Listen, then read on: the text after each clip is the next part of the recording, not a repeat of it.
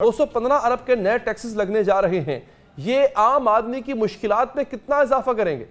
دیکھیے 215 ارب روپے کے ٹیکسز ہیں، اس میں کچھ تو پیٹرولیم لیوی ہے، کچھ کھاد کے اوپر اضافہ ہے، کچھ جو سیلریز ہائی سیلریز لوگ ہیں ان کے اوپر کچھ ٹیکس پہ اضافہ کیا گیا ہے۔ اتنا لمبا اضافہ نہیں ہے۔ دیکھیے 9,400 ارب روپے کے ٹوٹل ریونیوز ہیں، اس میں آپ سمجھیے کہ 215 ارب مزید ان میں اضافہ کیا گیا ہے اور اعلان کیا گیا ہے کہ 85 ارب روپے کے حکومتی اخراجات بھی کم کیے جائیں گے۔ مسئلہ میں سمجھتا ہوں کہ یہ 215 ارب روپے کے اضافی ٹیکسز کا نہیں ہے۔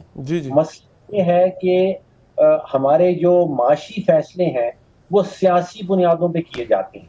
کیا آئی ایم ایف کا حصہ بننا ہے یا نہیں بننا، یہ معاشی فیصلہ ہے یا سیاسی فیصلہ ہے؟ دیکھیے معاشی طور پہ تو ہم سب جانتے ہیں کہ آئی ایم ایف کے علاوہ اور کوئی متبادل نہیں ہے۔ سری لنکا نے دیکھا ڈیفالٹ سے پہلے وہ آئی ایم ایف کے پاس نہیں گیا، ڈیفالٹ کے بعد اس کو آئی ایم ایف کے پاس جانا پڑا۔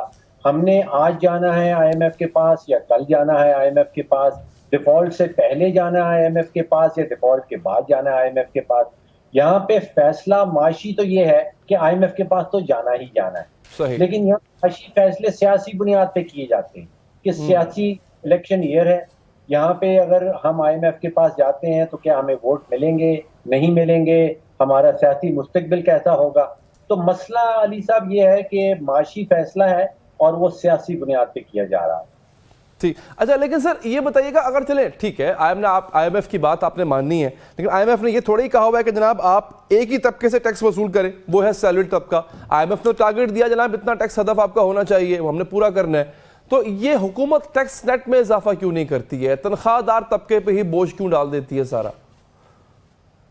دیکھیے آپ ٹیکس کی اصلاحات کی بات کر رہے ہیں، میرے نزدیک یہ حکومت ہو اس سے پہلے والی حکومت ہو، تقریباً 100% فوکس ان کا ٹیکس بڑھانے پہ رہتا ہے۔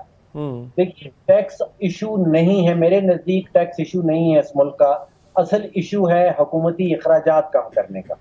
آپ اندازہ کیجئے کہ آج سے کوئی 13 سال پہلے کا آپ بجٹ نکال کے دیکھ لیجئے، حکومت نے اپنا ٹیکس کا ہدف رکھا تھا 1500 ارب، 13 سال پہلے کی بات کر رہا ہوں، اور اب جو بجٹ آیا ہے اس میں 9400 ارب کا ٹیکس کا ہدف ہے۔ تو ٹیکس تو بہت ہی تیزی سے بڑھا ہے، پچھلے 12-13 سالوں میں بہت ہی تیزی سے بڑھا ہے۔ پاکستان کا ہر بچہ، بوڑھا مرد اور عورت ٹیکس دیتا ہے۔ پرابلم ہے حکومتی اخراجات کے ساتھ۔ آج سے 13 سال پہلے حکومتی اخراجات جو ہیں وہ 2500 ارب کے تھے، اور اس بجٹ میں ہمیں بتایا گیا ہے کہ حکومتی اخراجات جو ہیں وہ 14,500 ارب پہ پہنچ گئے ہیں۔ آپ اندازہ کیجئے، پھر پچھلے سال کا بجٹ نکال کے دیکھ لیجئے، اس میں 9,500 ارب کے اخراجات ہیں۔ ایک سال کے اندر حکومتی اخراجات میں 52% اضافہ آیا ہے۔